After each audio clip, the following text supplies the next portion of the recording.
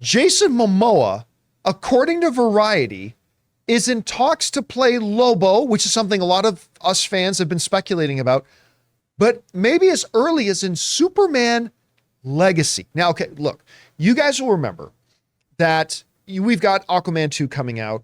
We all know Jason Momoa is not going to be Aquaman anymore. But it was about 4, 5, 6 months ago now, I can't even remember how long ago it was, that Jason Momoa posted that video on his social media, a video of him walking out of Warner Brothers offices looking like he just was a 14-year-old boy having sex for the first time. He looked real happy. He seems a little young. And he was walking out and he was literally pulling the nature boy. Woo! He was doing this whole thing. He was stoked. He had just come out of a meeting with James Gunn, Peter Safran, and David Zaslav. And he said, oh, we're just talking about the future and what we're doing. And like he was so excited. And it got everybody wondering, what's happening? Who's he going to be? A lot of people thought Lobo, because as you can see behind me here, look, this dude looks like he was born to play Lobo, but whatever, he would be a wonderful Lobo, but that was just us speculating, right? Well, not some Gus's gas station movie reviews .fart site. Variety has made it all a little bit more tangible when in a recent report, they mentioned this. Momoa may return not as Aquaman. Sources say the actor has engaged, it's already happening, has engaged in talks to play Lobo either in the 2025 reboot Superman Legacy, written and directed by James Gunn, or in a standalone film. Either way. You know, I was wondering the other day, we were talking about Superman Legacy, which is going to be the most important film that DC's put out. I'm not saying it's going to be the best, I'm saying it's the most important because they've never had a movie come out that they need to be great, like they need Superman Legacy to be great. And I've been wondering, are they going to go a little bit inside baseball and maybe have Brainiac? I don't know if they want to do Lex Luthor again as your primary villain right away. I mean, eventually you can't have Superman without Lex Luthor, but do you really want to come out of the gate with Lex Luthor? I mean, do you want to go... You know, there's a lot of different people in the pantheon of Superman villains in his rogues gallery, but you know, which one would be kind of tangible, get the audiences excited, not just the hardcore nerds, but like a lot of people excited. I wonder if Lobo could be the great antagonist, not villain, but antagonist of a Superman Legacy. And really having Jason Momoa, who was Aquaman. Now think about this for a second. Having Jason Momoa, who was Aquaman, now come into this movie as a completely different character makes a very strong statement to the audience. This is a new thing, right? Like that is a very tangible, strong message sending. This is a brand new thing by having Jason Momoa do that. Look, now obviously he doesn't sound certain in the Variety report about whether or not it will indeed be, I love that image, whether it will indeed be in Superman Legacy or a little bit later on, but this would explain Jason Momoa's video that he put out months ago. This would explain why he sounded so damn excited. And I'll tell you what, if this does indeed turn out to be factual, because this is the most concrete thing we've ever had, having Variety actually put print to paper and say, we've got our people telling us he's going to be Lobo. This is now actually real. I mean, this is something that can actually be happening here. And I got to tell you what, I love it. I've loved Jason Momoa. Like I was aware of him in Stargate Atlantis. I loved him as the villain in that Bullet to the Head movie he did with Sylvester Stallone, where he actually played the bad guy. And I have been a big fan of his for a very, very long time. I think I thought he was the one redeemable thing about Fast X. So sign me up. I love this. And if it does indeed end up being Superman Legacy, I just got another reason to be very excited about this. Guys, we want to take a second to thank a sponsor of this video, Vessi. Now, you guys know I'm not exactly the most fashion conscious guy in the world, but I love a great pair of shoes that are comfortable and I can wear almost anywhere. And growing up in Canadian winters when my feet got wet a lot, waterproof would be nice too. Enter Vessi. They make the claim that they're not just fashionable and super comfortable, they're also waterproof. Now, you guys remember, when I got my first pair of Vessis, I put them to the ultimate waterproof test. I actually stuck my foot in my pool, my feet stayed dry, and the shoes stayed dry.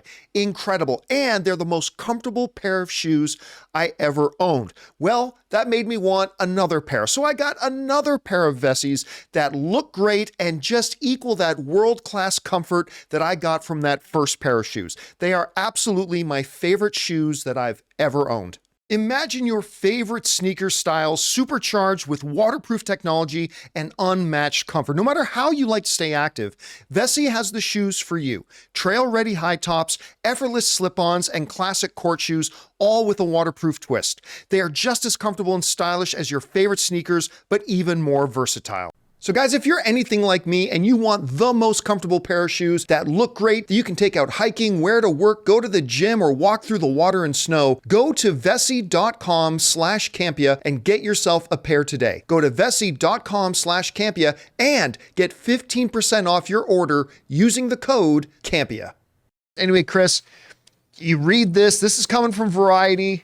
What are your thoughts on this? Oh, we've all been saying this for ages. The minute he walked out of the DC building, hooting and hollering, it was, he's going to be the main man. He's absolutely going to be the wolf. He's Lobo. That's it. That's it. Because it's his favorite character. And it's who he's always talked about. And it makes sense for him to play him. But it also makes sense, honestly, if you look at the trajectory of where DC's cinematic universe is going, to bring in Lobo. Because we're building up to a great movie called Lanterns.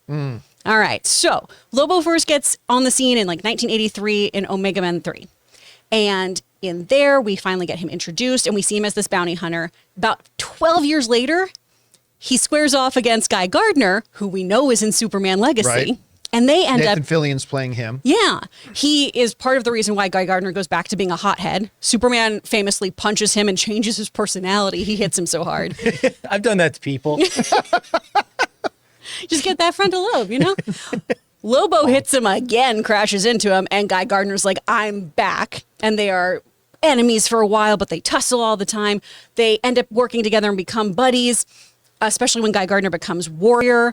And, you know, he has all this stuff with the Red Lanterns and everything. So I feel like there's this really cool buildup you can do with a character like Lobo, especially if your whole thrust for your first phase is gods and monsters. Right.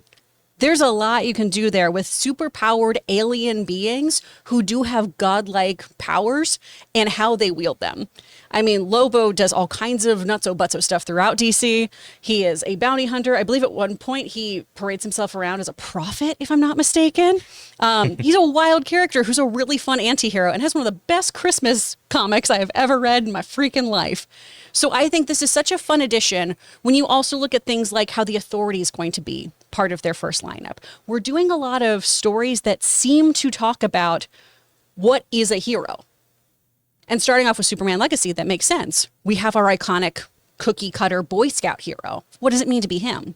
Okay, what does it mean to be someone like Lobo? What does it mean to be a Green Lantern? What does it mean to be somebody like the Authority who has so much power that they are judge, jury, and executioner?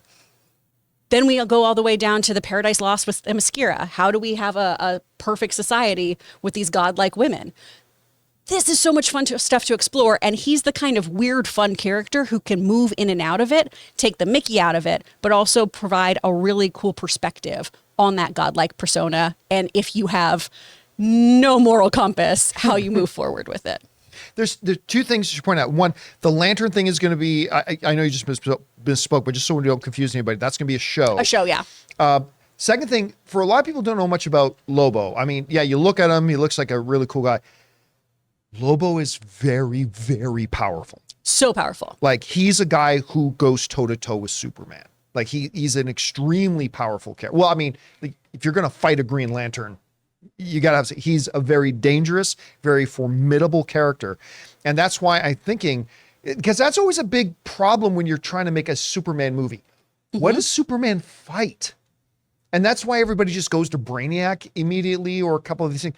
Lobo would be a really great antagonist for something. Again, I don't know if that's the way they're going to go, but to see our new Superman, and especially after seeing Jason Momoa in Fast X, and thinking some of those, not all of them, but some of those personality quirks, bringing that into a Lobo, oh my God, it would be delicious. About the nail polish scene But think about if you're that and as powerful as Superman.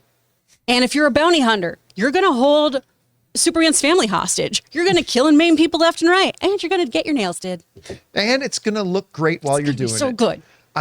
There's so much upside. Again, and hey, listen, it may not be for Superman Legacy. Maybe it's going to be for something else. But again, like Chris said, we have all speculated this for a very long time. But this is the first real tangible thing that made it. This is the first thing that makes it look like this is actually could be real.